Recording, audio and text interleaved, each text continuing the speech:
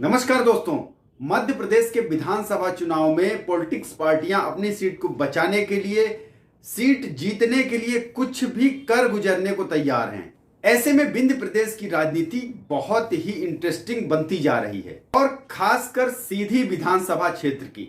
इस बार के चुनाव में सीधी विधानसभा क्षेत्र में बोलते हैं ना कि पहले आदमी हाथी की सवारी करके फिर घोड़े की सवारी करे तो कैसा लगता है, वही हाल किया गया है सीधी विधानसभा क्षेत्र में।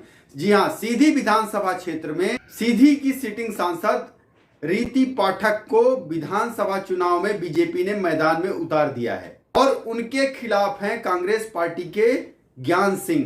यहां पर बहुत बड़ा तिकड़म चला गया है।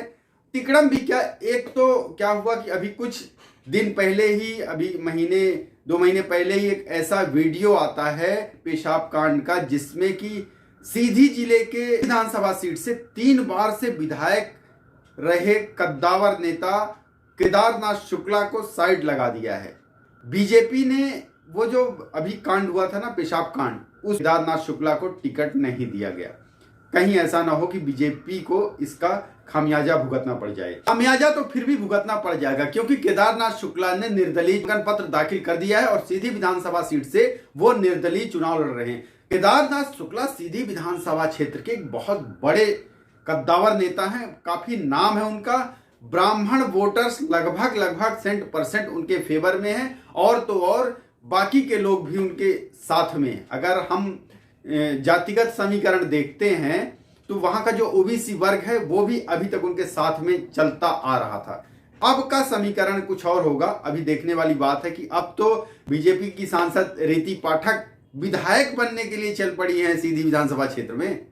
हालांकि ये रीति पाठक विधानसभा चुनाव लड़ने को लड़ रही हैं, बीजेपी उनको केवल लड़ने के लिए लड़ा रही है। 5 साल तक विधायक नहीं रहना है। पुनः उनको लोकसभा चुनाव लड़ाएगी बीजेपी जब लोकसभा का चुनाव होगा 2024 में, और ये सीट किसी और को दे दी जाएगी, क्योंकि लोकसभा का कोई भी ऐसा धुरंधर कैंडिडेट सीधी लोकसभा सीट से नहीं है जो कि रीति पाठक के लेवल का हो।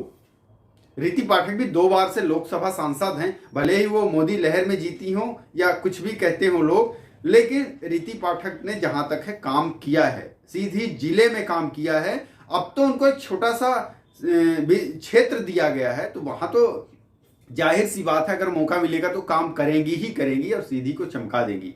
हालांकि आज तक सीधी जैसा था वैसा ही है, एक आध बस स्टैंड बन गया है।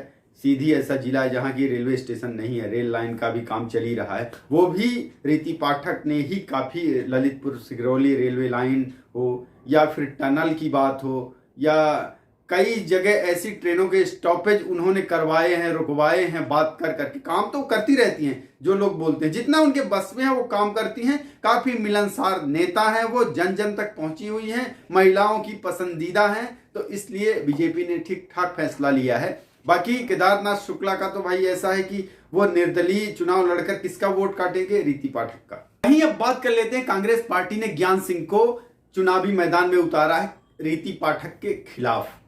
ज्ञान सिंह जो कि सीधी जिले के कांग्रेस कमेटी के अध्यक्ष रहे हैं। अगर हम ये कहें ना कि सीधी विधानसभा क्षेत्र में कांग्रेस और बीजेपी दोनों प्रत्याशी नए हैं, इससे पहले उन्होंने इस सीट से चुनाव नहीं लड़ा है, तो ये सही होगा। और अब ये जो विधानसभा क्षेत्र है ये बनती जा रही, त्रिशंकु विधानसभा के आसार नजर आ रहे हैं, क्योंकि जहां पर केदारनाथ शुक्ला काफी बड़े नेता है, कद्दावर, उनका अपना जनाधार है।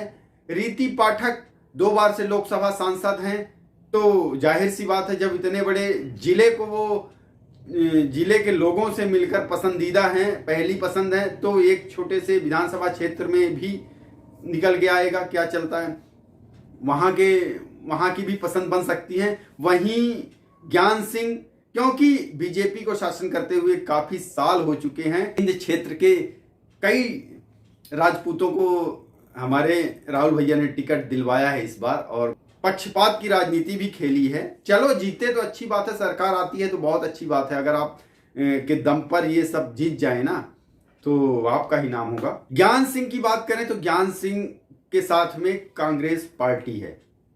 ज्ञान सिंह का बहुत बड़ा वैसा वाला जनाधार नहीं है, ना तो उन्होंने क्षेत्र के लिए कुछ ऐसा काम किया है कि चलो ज्ञान सिंह का बहुत नाम है। तो ज्ञान सिंह के साथ कांग्रेस पार्टी है और ज्ञान सिंह के साथ में है केदारनाथ शुक्ला से गुस्साए हुए लोग, क्योंकि जो वो कांड हुआ था ना, उससे काफी लोग गुस्साए तो है ही हैं। तो अब उनके साथ में अब वो उन्हीं से नहीं बल्कि बीजेपी से, हालांकि शिवराज सिंह जी ने यहां तक कि पीड़ित के चरण भी धोया है और काफी उनको मनाया है, अपने घर बुलाया बिठाया, तो उन्होंने समझा बुझा दिया, संभाल लिया। लेकिन अब क्या होता है ना कि ये सब चीजें राजनीति और आग में घी डालने का काम करता है विपक्ष या बहुत सारे लोग, पार्टियां, दल, तो इससे काम नहीं चल पाएगा। जैसा कि मैं बता रहा था, केदारनाथ शुक्ला पिछले 3 पंचवर्षीय से सीधी सीट से विधायक हैं।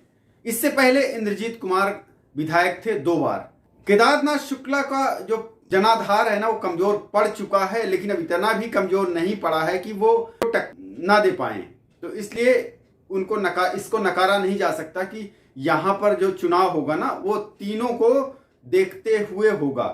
कांग्रेस, बीजेपी और निर्दलीय तीनों पक्षों का, यानी कि त्रिशंकु। और सीधी विधानसभा क्षेत्र में रीति पाठक के जीत के आसार तो हैं। अगर वो चुनाव जीतती हैं तो वो उनकी अपने बदौलत, वो उनके अपने काम के बदौलत, वो उनके अपने जो उन्होंने क्षेत्र में घूमा है, काम किया, जन जन से मिली है ना, मिलनसार उनका जो व्यक्तित्व है, उसकी बदौलत उनकी जीत होगी। पार्टी या किसी चेहरे की वजह से, मोदी जी या शिवराज सिंह की वजह से नहीं होगा। अगर सीधी से रीति पाठक जीतती हैं तो सिर्फ ये जीत उनकी होगी।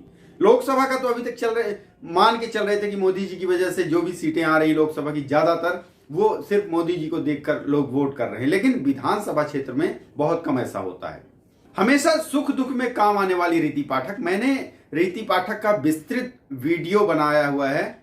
इस चैनल पर आपको रीति पाठक के बारे में विस्तृत वीडियो मिलेगा। आई बटन पर टच करके आप देख सकते हैं रीति पाठक का वीडियो, और काफी जानकारी मिलेगी आप उनके व्यक्तित्व के बारे में, उनकी पूरी राजनीति के बारे में। तो आप इस वीडियो को देख लीजिए और चैनल को सब्सक्राइब भी कर लीजिएगा, भूलिएगा नहीं, क्योंकि ऐसे वीडियोस आपको अभी लगातार मिलते रहेंगे, धुआंधार मिलते रहेंगे। 2018 के चुनाव की बात करें, 2018 में बीजेपी से केदारनाथ शुक्ला ने कांग्रेस पार्टी के कमलेश्वर प्रसाद द्विवेदी को 19,986 वोटों से पराजित किया था। 19,000 यानी कि 20,000 वोट कम नहीं होते हैं।